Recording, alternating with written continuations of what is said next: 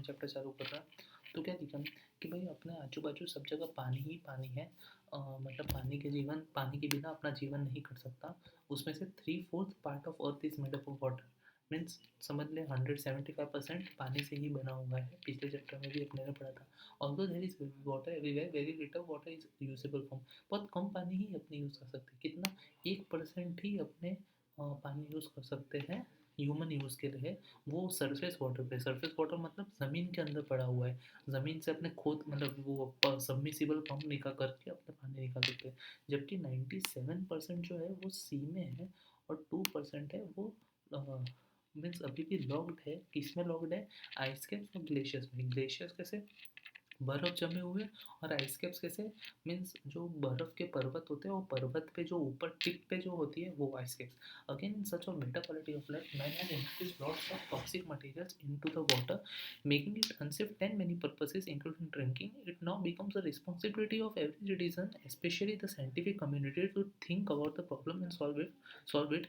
If it is not done, one day might come when we may surrounded by water but we die without it. अब ये क्या कह रहा है कि भाई अपने इसमें अपने लाइफ मैन कैसा है कि भाई मीन्स इतना टेक्नोलॉजी को आगे बढ़ाने के लिए ना बहुत सारे टॉक्सिक मटेरियल, जैसे केमिकल लाइन वाले क्या है कि बहुत टॉक्सिक मटेरियल्स कैनाल में पानी में छोड़ देते हैं। उसके कारण जो पीने लायक भी पानी होता है वो भी अपने लिए पीने लायक नहीं बचता। जैसे कैनाल में जो पानी जा रहा है गंदा, वो ही एकदम रिफ्रेश करके अपने को पिलाया जाता है, वो ही तो भी अच्छा लगता है। अब वो कैनाल में ही सब केमिकल्स डाल दिया तो अपने पियेंगे क्या? वो वाली बात हो जाती है। तो मीन्स इसके लिए प्रॉब्लम पड़ रही है। तो ये इसमें ये कहा जा रहा है कि भाई एक एक टाइम ऐसा भी आ जाएगा कि अपने आजू बाजू सब पानी ही पानी आएगा, पानी ही पानी होगा, बट अपने वो पानी पी नहीं पाएंगे और मर जाएंगे ऐसा। तो water pollution can be defined as alteration in physical, chemical और बायोलॉजिकल कैरेक्टरिस्टिक्स। अब जो ये वाटर पॉल्यूशन है वो किस किस चीज़ में अपने डिफाइन कर सकते हैं? तो ये फिजिकल, केमिकल और biological characteristics of water through nature और human activities making it unsuitable for designated use. Means अपने चाह के गंदा कर दिया, केमिकल के थ्रू गंदा कर दिया, बायोलॉजिकल कुछ भी गंदा कर दिया ह्यूमन एक्टिविटी के लिए, जो पानी को गंदा कर दे उसको मीन्स वाटर पॉल्यूशन कहते हैं। It can be also defined as the presence in water of some foreign substances और impurities, organic, inorganic, biological, radiological in such quantity so as far constitute a health hazard by lowering the water quality and making it unfit for use।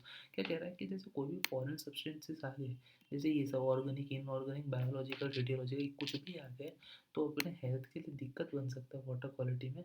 और वो पानी unfit बन जाता है use करने के लिए, मतलब अपने यूज़ नहीं कर सकते। Fresh water is use for drinking, domestic and municipal usage, agriculture, irrigation, industries, navigation, recreation. जो फ्रेश वाटर है वो क्या क्या काम में यूज़ कर सकते हैं? ड्रिंकिंग, गाय भैंस को पानी पिलाने के लिए, म्यूनसिपल को कोई काम करना हो उसके लिए, खेती बाड़ी के लिए, इंडस्ट्रीज में, और कुछ नेविगेशन, रिक्रिएशन, कोई नई वस्तु बनानी है उसमें। The used water becomes contaminated and is called waste water which contains residues of the activities taking place in each of them. अब जो अपने यूज़ कर लेते हैं, जैसे हमने नहाए तो नहाए हुए वो अपने आप पी नहीं सकते। उसके अंदर गंदे गंदे मीन्स जैसे अपने नहाए हेड एंड शोल्डर से नहाए तो हेड एंड शोल्डर में कितना हेड एंड शोल्डर चला गया, तो वो थोड़ी आप पानी पी सकते, उसको क्लीन करना पड़ेगा। तो वो वेस्ट वाटर के टाइप पे उसको कहते हैं। Thus passing through this industries, agriculture lands and the urban settlement, the water gets soiled up or polluted and is loaded with organic and inorganic chemicals, pathogenic and non-pathogenic organisms and become unfit for human consumption। अब अपने का तो अपने वाला तो ठीक है use water, but अब जो पानी इंडस्ट्रीज में यूज़ होता है, तो इंडस्ट्रीज में यूज़ होता है तो ये वो लोग केमिकल छोड़ देते हैं, तो वो केमिकल छोड़ देते हैं तो पूरा पानी ही खराब हो जाता है, तो वो ह्यूमन कंजम्पशन के लिए ठीक नहीं है। अब साइन क्या है पॉल्यूटेड वाटर की कि कैसे पता चलेगा अपने को? तो एक तो पहले उसकी टेस्ट ही खराब होगी पानी की। अरे पानी की टेस्ट ही खराब होगी।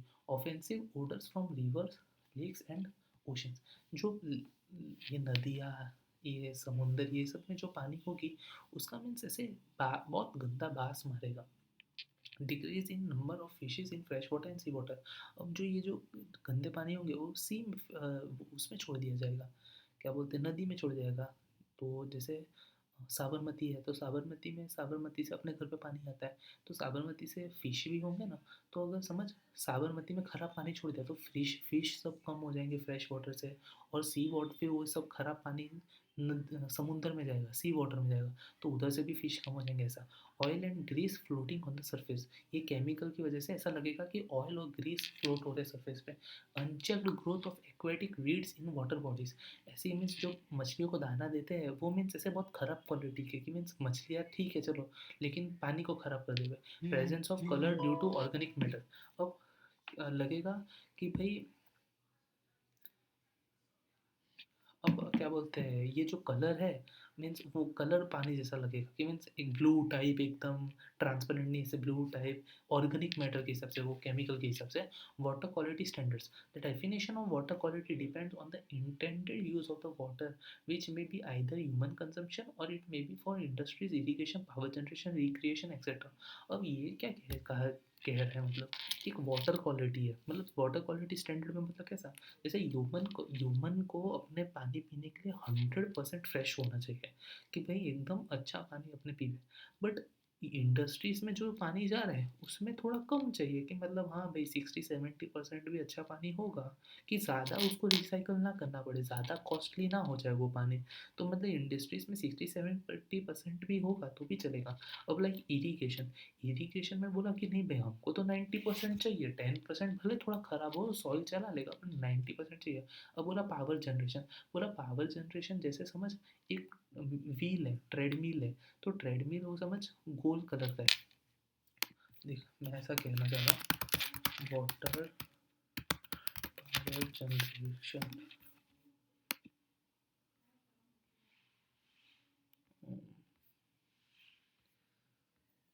हाँ तो देख इधर देख, ये जो समझ ये एक वो है, गोल घूमता है ऐसे ऐसे, तो समझ इधर से गंदा पानी भी आएगा, समझ थोड़ा बस ठीक ठीक पानी है तो इधर से आएगा, तो इसके बहाव से इतना फोर्स होगा कि इसको घुमाएगा, इसको घुमाते घुमाते इलेक्ट्रिसिटी बनाएगा, तो ऐसा थोड़ी ना ज़रूरी है कि भाई इसके लिए एकदम अच्छा ही पानी चाहिए।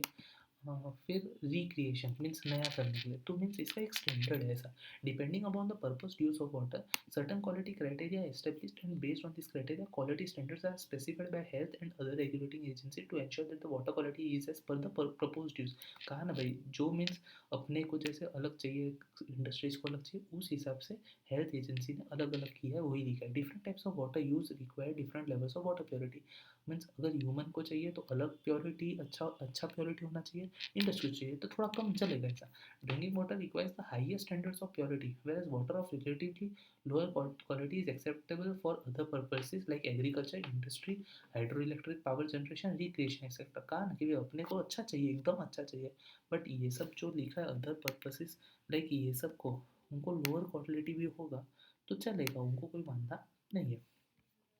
पोर्टेबल वाटर और wholesome water, water which is fit और सूटेबल फॉर ड्रिंकिंग पर्पस और which is not injurious to human health, कि भाई पोर्टेबल वाटर और होलसम वाटर का ये डेफिनेशन है कि भाई अपने लिए वो फिट है, कि हाँ भाई अपने पी सकते हो, और कोई ह्यूमन हेल्थ को नहीं करता उसको पोर्टेबल वाटर बोलते हैं या होलसम वाटर बोलते हैं। The portable water should have following properties, क्या क्या प्रॉपर्टीज होनी चाहिए, इट शुड बी कलरलेस और ओडरलेस, कि भाई उसका अपने जैसे घर में टैप का पानी आता है वो अपना हाथ दिखता है उसके अंदर मुंह धोते तो कलरलेस है।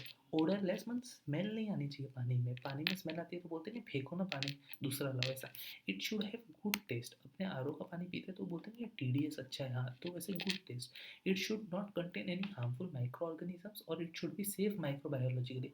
अब उसके अंदर कोई माइक्रो ऑर्गेनिजम्स कुछ भी होंगे तो अपने लिए कितना वो डेंजरस है, कि भाई अपने बॉडी को हार्म ना करे वैसा।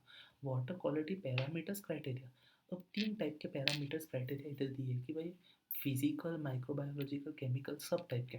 फिजिकल पैरामीटर्स में क्या क्या है, turbidity, colour, odour, taste, temperature. अपने को ये चारों पता है, टर्बिडिटी नहीं पता है तो देख लेते हैं।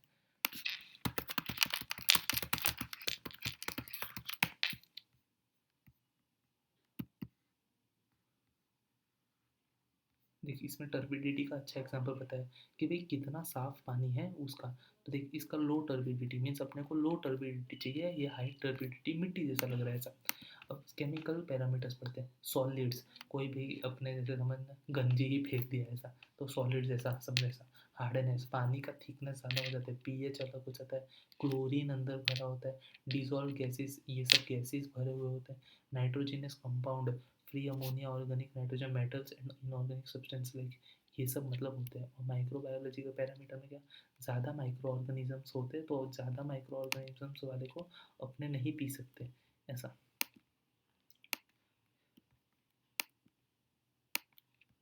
ये पूरा का पूरा अपने लिए इम्पोर्टेंट है, ये पढ़ना एग्जाम्पल में पूछ सकते हैं।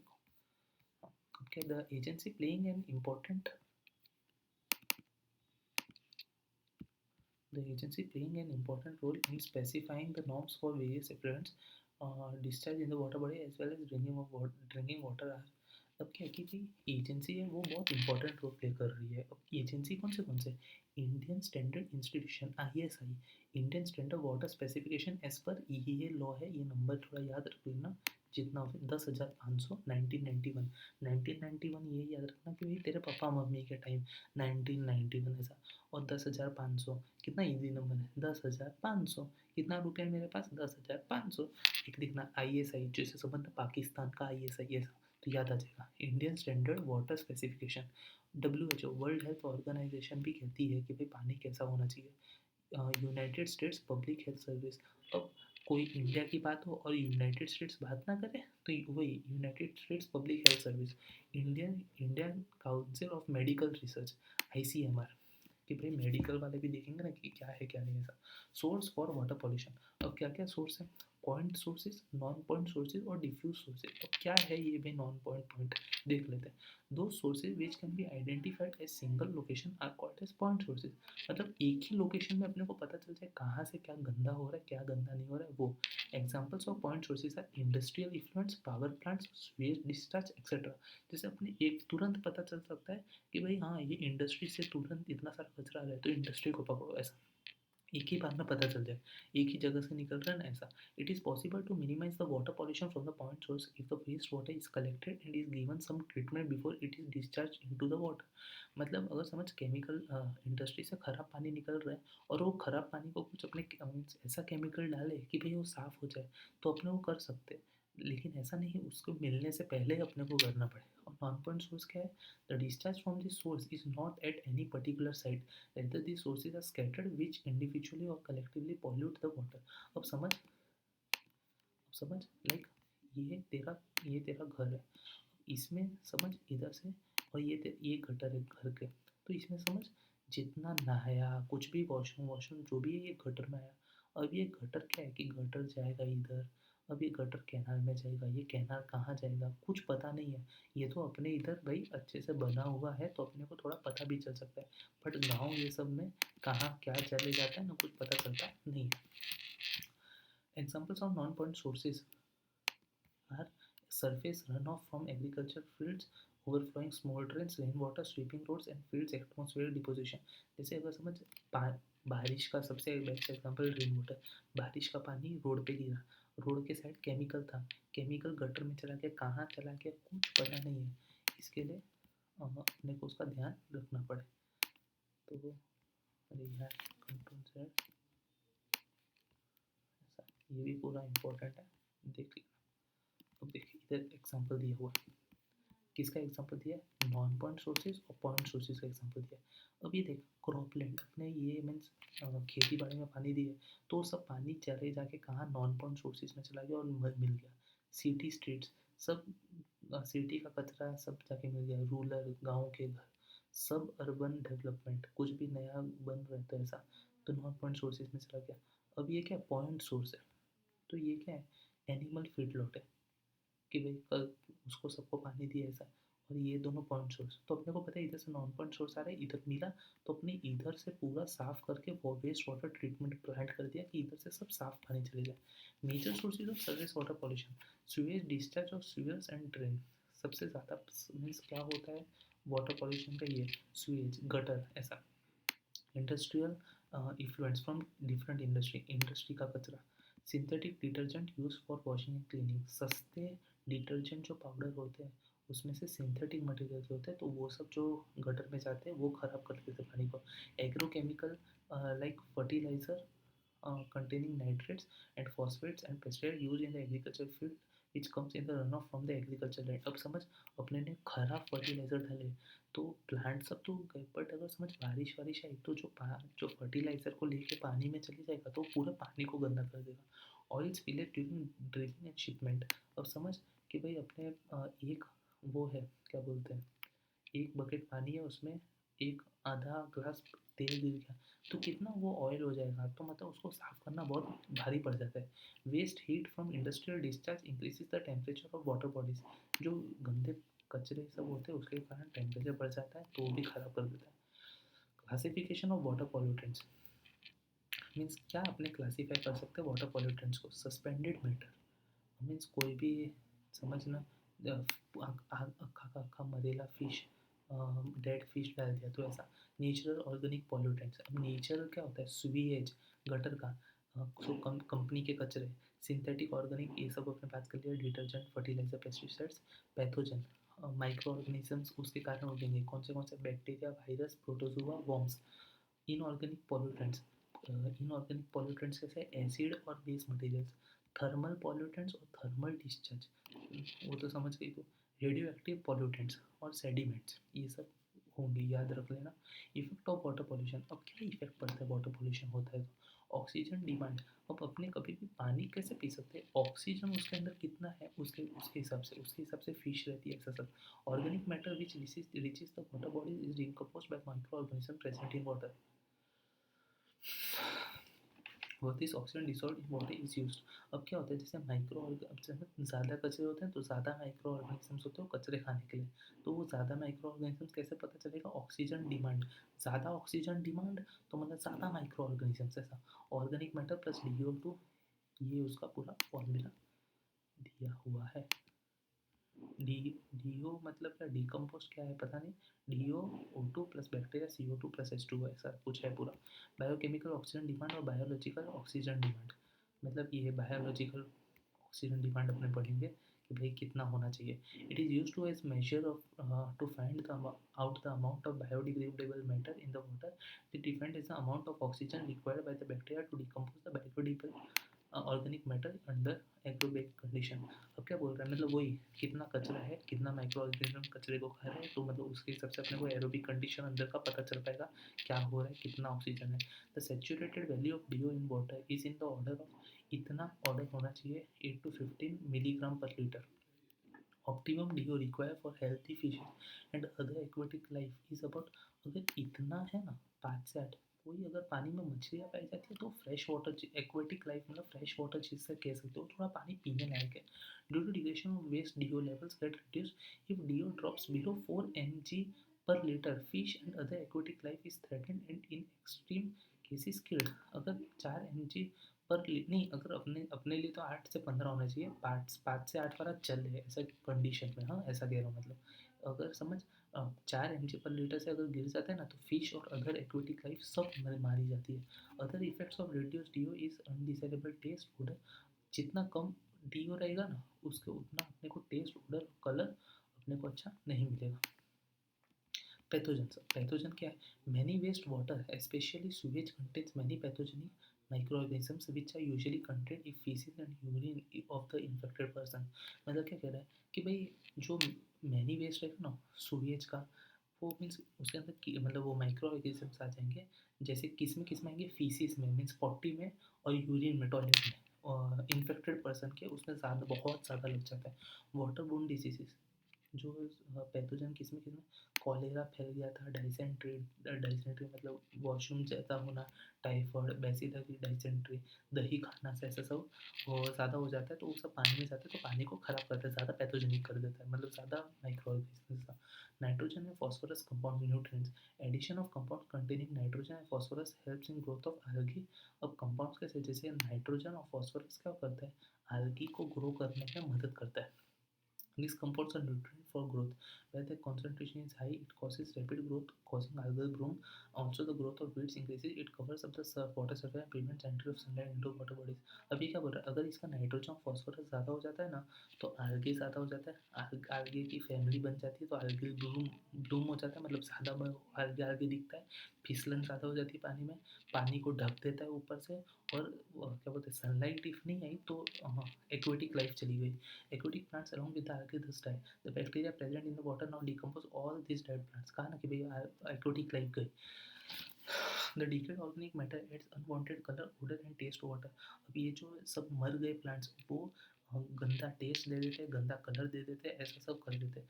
It also reduces D of water and leads to death of fish and other aquatic animals. कहा ना भाई, अगर पानी को सनलाइट नहीं आया तो पूरा चले जाएगा. और ये process of nutrient enrichment is called as eutrophication.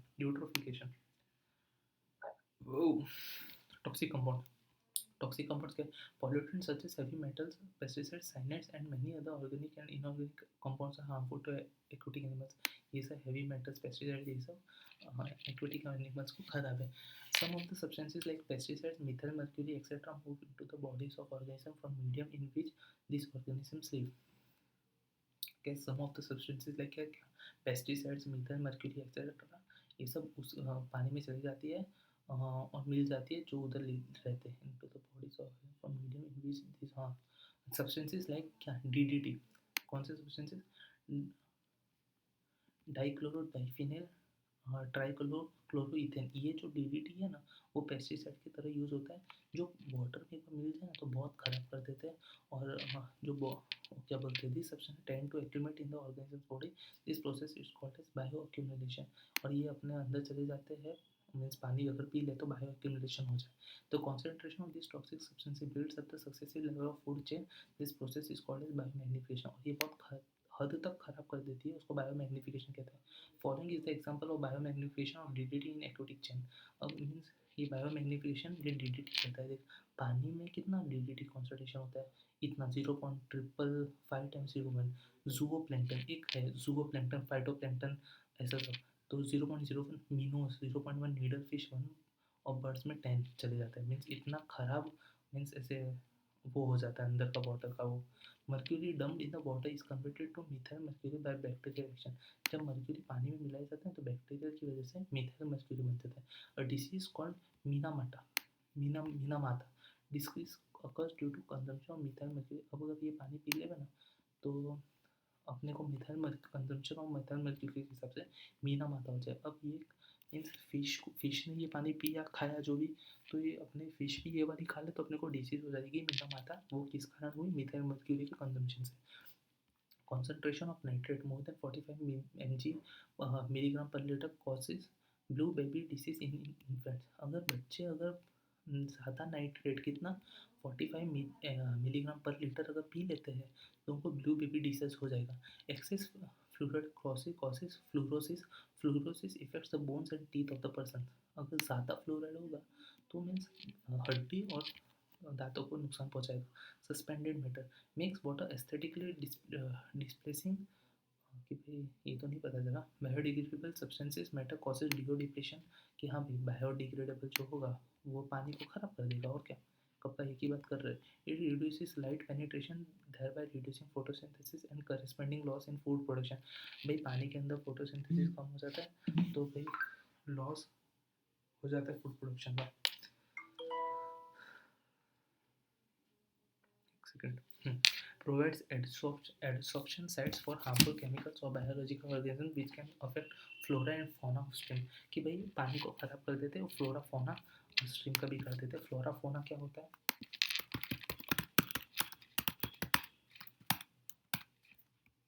देख फ्लोरा क्या है, फोना क्या है. Flora is the part of life occurring in a particular region or time. Fauna is the animal of life of any particular region or time. मतलब कोई भी time पे मीन्स सब भी कर देगा ये ऐसा. Thermal discharge. Water is used for dissipation of water waste heat in power plant and industries. This heated water is subsequently discharged into the water body. Increased temperature of water has following effects. अब क्या करते हैं कि भाई company में जो काम हुए पानी के उसका मीन्स टेम्परेचर ज़्यादा होता है, तो टेम्परेचर ज़्यादा होगा तो पानी को पूरा ख़राब कर देते हैं. ख़राब मतलब और टेम्परेचर ज़्यादा. Cause death of some heat sensitive organism. अब समझ, किसी को कोई मछली को ठंडी गर्मी पसंद नहीं है और ये तो गर्म पानी पीते हैं तो वो मर जाएंगे सब मछलियाँ। DO concentration decrease together with increase biological activities at high temperature may result into the anaerobic condition resulting in bad odour. अब क्या होगा कि भाई इतना गर्म पानी हो गया तो गर्म पानी के हिसाब से मछलियाँ सब मर गई, तो माइक्रो ऑर्गेनिज्म जन्म लेंगे। माइक्रो ऑर्गेनिज्म जैसे ही हाई वाले टेम्परेचर वाले माइक्रो ऑर्गेनिज्म जन्म लेंगे तो उसमें बास बहुत जल्दी मरेगी। Growth of algae increases. अब आगे वापस बढ़ जाता है, आगे बढ़ेगा तो फोटोसिंथेसिस का हम सब मर गए। Toxicity of chemical pollutant increase with increase in temperature. जैसे जैसे टेम्परेचर बढ़ते जाएगा वैसे ही केमिकल का पॉल्यूट मीन्स वो भी केमिकल लेवल भी बढ़ते जाएगा। Eutrophication. The word eutrophication is originated, अब देख वापस से ग्रीक वर्ड ही आया। यू मतलब वेल, ट्रोप्स मतलब food, thus it means well filled or nutrient rich. Eutrophication मतलब nutrient rich. Thus we can define eutrophication as excessive nutrient load in a water body or enrichment of water body by nutrients. अब ये कहते हैं अगर पानी में कुछ ज़्यादा ही nutrients आ जाए उसको eutrophication बोलेंगे. Nutrients may become pollutants if their concentration is sufficient to allow excessive growth of aquatic plants, especially algae. कि अगर nutrients pollutant जैसे बन जाएंगे अगर उसकी कॉन्सेंट्रेशन सफिशिएंट हो तो भी, कि भाई वो एक्वेटिक प्लांट्स को ज़्यादा बढ़ने देंगे, सबसे ज़्यादा आल्गी को ज़्यादा बढ़ने देंगे।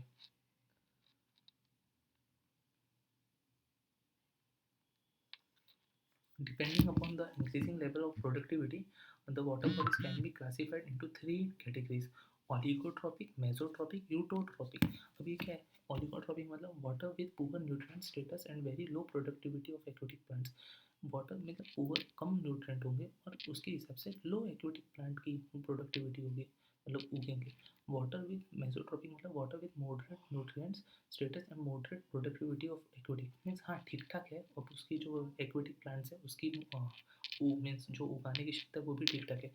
यूट्रोट्रॉपिक वाटर में rich in nutrient status and high productivity of aquatic plants, उसके एकदम ज़्यादा होंगे न्यूट्रिएंट और एकदम हाई एक्वेटिक प्लांट्स होगी, इसको यूट्रोफिक अपने यूट्रोट्रॉपिक पढ़ रहे हैं। यंगर लेक और a newly form lake has low nutrient content and has low plant productivity. जो यंग लेक होता है उसका मीन्स न्यूट्रिएंट कम होता है तो प्रोडक्टिविटी कम तो मतलब सब कम। With passage of time such lakes acquires nutrients from surface run off from agriculture field domestic sewage etcetera which ultimately increases aquatic growth. अब क्या धीरे धीरे जो ये सब गंदे पानी वो सबसे न्यूट्रिएंट सब ले लेती है कि भाई वो अपना जीवन गुजार रहे हैं। In this way the oligotrophic water body turn gradually into mesotrophic water body. अब जो ये जो कम लेवल के पानी थे, कम मीन्स न्यूट्रिएंट वाले, वो धीरे धीरे बढ़ के ज़्यादा न्यूट्रिएंट होता है तो मेसोट्रॉपिक बन जाता है। With time, the nutrient status of the water body gradually increases, which leads to the more biological productive algae blooms occurs and water becomes murky. The lake thus becomes eutrophic. अब धीरे धीरे ऐसे सब न्यूट्रिएंट खींचते खींचते सब वो खींच लेंगे न्यूट्रिएंट और उसमें algae बनने लगेगा और वो लेक मर्की बन जाता है। मर्की मतलब पता नहीं, और वो उसका कंडीशन यूट्रोफिक वाला हो जाता है जिसमें सबसे ज़्यादा न्यूट्रिएंट्स होता है।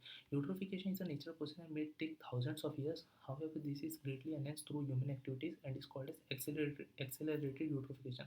जो ये यूट्रोफिकेशन है वो मतलब हजारों साल लग जाते हैं ऐसा होने में, बट लेकिन अपने कारण कि भाई ये तो जब बहुत जल्दी हो जाता है उसको एक्सेलरेटेड यूट्रोफिकेशन बोलते हैं, अपने बहुत जल्दी जल्दी काम करवा देते हैं ऐसा। The industrial waste is municipal wastewater runoff from agricultural land provide plenty of phosphate, nitrates and various million minerals stimulating algal growth. ये जो इंडस्ट्रियल वेस्ट ये सब के कारण पानी में चले जाता है, उसके कारण जो जितने न्यूट्रिएंट्स मिनरल सब होते हैं उसके कारण ये जल्दी हो जाता है। Due to which the water body becomes green and due course of time the algal bloom may die abruptly. पूरा पानी ग्रीन हो जाता है और धीरे धीरे करके आगे भी मर जाएगा और पूरा पानी खराब। The decaying organic matter causes depletion of DO, destroying fish and other aquatic species, bad taste, bad odor and turbidity increases which reduces acceptability of water as domestic source. अब ऐसा ज़्यादा अगर होगा ना, समझ पानी में ज़्यादा ऐसा हो गया तो फिर उसका सुगंध खराब हो जाएगा, टेस्ट खराब हो जाएगा और पानी पीने लायक नहीं रहेगा। Again because of silt and organic debris, lake will become shallower and shallower. More plants take roots along the shallow edges and lake slowly transform into marsh and finally convert into dry land. अब ऐसा करते करते क्या होगा कि भाई पूरा का पूरा पानी ऐसे आगे आगे वाला हो जाएगा और पूरा पानी सूख जाएगा उसका। देख पता है नाइट्रोजन फॉस्फेट सब हो गए, फाइटोप्लैंक्टन ग्रो हो गए, जो भी ऑक्सीजन था सब ले लिया, आल्गे ब्लूम बन गया, ऐसा ऐसा गड्ढे हो जाएंगे पूरे और ऐसा सॉइल बन जाएगा ये वाले कलर का। कंट्रोलिंग यूट्रोफिकेशन, अब अपने कंट्रोल कैसे करेंगे इसको? The main cause for the production of algae are the available nutrients. The three main nutrients are carbon, nitrogen और phosphorus. ये तीन मेन न्यूट्रिशन को बंद कर दिया तो अपना काम हो सकता है. If the supplies of such nutrients are restricted, growth will be reduced. ये तीन बंद तो growth कम हो जाएगा. Carbon is available naturally and can be less restricted. Nitrogen is also fixed from atmosphere by some bacteria and blue-green algae, so it is also hard to restrict. हाँ, अब देख carbon अपने नेचुरली आता है तो अपने उसको नहीं कम कर सकते. और नाइट्रोजन है वो भी एटमॉस्फेयर के सब एटमॉस्फेयर से और बैक्टीरिया से आता है और ब्लू ग्रीन आगे बनाता है, लेकिन वो भी अपने कम नहीं कर सकते.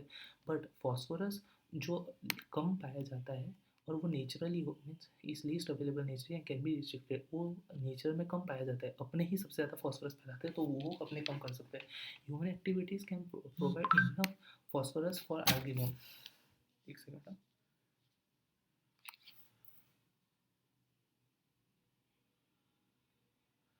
क्या बोलते हैं ये ह्यूमन जो है वो सबसे ज़्यादा फॉस्फोरस आर्गिब्रूम प्रोवाइड करते हैं. The main anthropogenic sources of phosphorus are agriculture run off due to use of phosphate fertilizer and domestic sewage. अपने मीन्स सबसे ज़्यादा खेती बाड़ी में फॉस्फेट फर्टिलाइजर यूज़ होते हैं, उसको अपने बंद करके और डोमेस्टिक जो सीवेज ये जो गटर है वो सब में कम करे तो हो जाएगा. इन sewage the source of phosphorus is the human feces and detergent. Human feces cannot be restricted, but use of phosphorus in detergents can be limited. अब क्या बोल रहा है जो ये फॉस्फोरस कहाँ से आया गटर में? जो ह्यूमन पॉटी करते हैं वो पॉटी में फॉस्फोरस पाया जाता है और डिटर्जेंट. तो ये पॉटी वाला तो रोक नहीं सकते कि भाई तू रोक के रख, ऐसा थोड़ी ना हो सकता है. बट डिटर्जेंट जो यूज़ कर रहे हो उसके अंदर फॉस्फोरस अपने बंद करवा सकते तो कम हो गए. Washing water containing detergents react with water to form orthophosphates ion PO4 3- and is directly use by plants. अब ये जो होता है वो मीन्स ऑर्थोफॉस्फेट आयन बना देता है पानी गटर में पानी जाके, और वो प्लांट्स जल्दी यूज़ कर देते हैं और आल्गल ग्रुप्स बना देते हैं. The other steps to control eutrophication are recycling of nutrients through harvest removal of algal bloom by dredging, applying algicides like copper sulfates, chlorine etc. अब अपने ये सब केमिकल यूज़ करके कॉपर सल्फेट्स क्लोरीन ये सब कम डाल के algae ब्लूम को कर सकते हैं, बट वो केमिकल वाटर हो गया तो वो भी एक टाइप से ठीक नहीं है. Entry of phosphorus can be also by control by collecting the septic tank effluents in the sewers from where it is carried to the treatment plants for safe disposal. अब अपने पहले ही सब कचरा निकाल देवे तो शायद तक एक बन सकता है ऐसा. The use of fertilizers in the drainage area should also be controlled to reduce the entry of phosphorus through surface runoff flowing over such fields and finally entering into the lakes. अब कह रहा है कि जो जो direct phosphorus अब किसी किसी का खेत बीच में होता है तो बीच में से थोड़ी ना नदी में जाएगा फॉस्फोरस फर्टिलाइजर के थ्रू. बट जिसका खेत कैनाल के बाजू में होता है उसका फॉस्फोरस चले जाता है तो उसको अपने बैन कर सकते हैं. It can also be reduce by applying the methods to reduce soil erosion. भाई ये अपने ये करेंगे ना तो सॉइल इरोजन भी कम होगा. Also lime can be use for removal of phosphorus by precipitation. अपने नींबू ज़्यादा डाल देंगे ना तो भाई ये फॉस्फोरस का प्रेजेंस वो कम हो जाएगा. कंट्रोल ऑफ वाटर पॉल्यूशन ये कैसे होगा? By proper sewage treatment. अब कैसे अच्छे ट्रीटमेंट होंगे तभी होगा. The sewage should be properly treated before disposing it any water bodies. Sewage should be given in all 3 degrees. अब ये 3 डिग्री एकदम इंपॉर्टेंट. क्या क्या है? Primary treatment. अब समझ गटर का पानी सब डायरेक्ट कैनल में मत डालो, ऐसे ऐसे साफ करो तब होगा. To remove floating impurities, grit inorganic particle, settleable solids etcetera. It mainly involves physical method for removal of impurities. बोल रहा है सबसे पहले क्या करो कि जो एकदम कपड़े और टट्टी ये सब जो एकदम भारी भारी चीज़ें वो सब निकाल लो इजीली, खाली पानी रहे. Secondary treatment mostly aim to remove organic impurities using mainly biological method. Biological method के हिसाब से मदद से ना ऑर्गेनिक इम्प्योरिटीज जितनी है वो सब निकाल दो. Tertiary treatment mostly using strong oxidizing agent to remove impurities. Example chlorine gas. It is use to remove the impurities remaining after primary and secondary treatment. कहा है कि भाई क्लोरीन गैस की मदद से ये सारे जो कचरे हैं वो सब निकाल दो तो ये पूरा का पूरा पानी साफ. The industrial effluent should be properly treated before releasing them into the water. Method of treatment will be different depending upon the nature of the pollutants. For example, acid and alkalis can be neutralized. The colloidal particles can be coagulated and settled. Biodegradable waste can be treated by biological methods like active sludge process, trickling filter, oxidation क्या कह रहा है कि अब सरकार का ये काम नहीं है, ये अपना काम है कि भाई जो कंपनियाँ ये सब काम कर रही है, वो कंपनी ये तीनों मेथड यूज़ करे कि भाई सब कचरे वो भेगे कर लेवे और साफ पानी भेजे, और जो बायोडिग्रेडेबल वेस्ट हो वो एक्टिवेटेड स्लज प्रोसेस के मदद से होवे। ये 3 अलग-अलग प्रोसेस है, ये समझने की ज़रूरत नहीं है, ये नाम याद कर ले। By enforcing stringent standards for disposal of sewage and industrial waste into the water bodies, washing of clothes and taking part directly in the river lake which supply drinking water should be prohibited। जो means पीने वाला पानी होता है उसके अंदर ही लोग जाके नहा लेते हैं, वो एकदम बैन कर देना चाहिए। Pesticides and fertilizers should be judiciously use to reduce chemical pollution due to surface run off from farms. बोल रहा है कि जो फॉस्फेट पेस्टिसाइड्स, जितने पेस्टिसाइड में केमिकल यूज हो जाते हैं ना वो सब बंद कर दो फार्मर को, तो भाई खराब जाएगा ही नहीं पानी। Increasing the vegetative cover to reduce water pollution due to soil erosion. Soil erosion जो होता है उसके अंदर वाटर जो पॉल्यूशन उसके कारण जो होता है वो बंद कर दो। Encouraging reuse of water means दोबारा पानी यूज़ करो, ऐसा कि जैसे मतलब to avoid thermal pollution hot water should be cold before releasing it to the water bodies. जो गर्म पानी होता है वो नदियों में डालने से पहले उसको ठंडा करके डालो कि शांति मीन्स कोई बाधा ना आवे। Advance treatment for removal of nitrates and phosphate should be adopted to prevent eutrophication. में कि नाइट्रस और फॉस्फेट्स जो एडवांस ट्रीटमेंट है उसके उस वो यूज़ करो कि यूट्रोफिकेशन बंद हो जाए। बस अपना चैप्टर खत्म।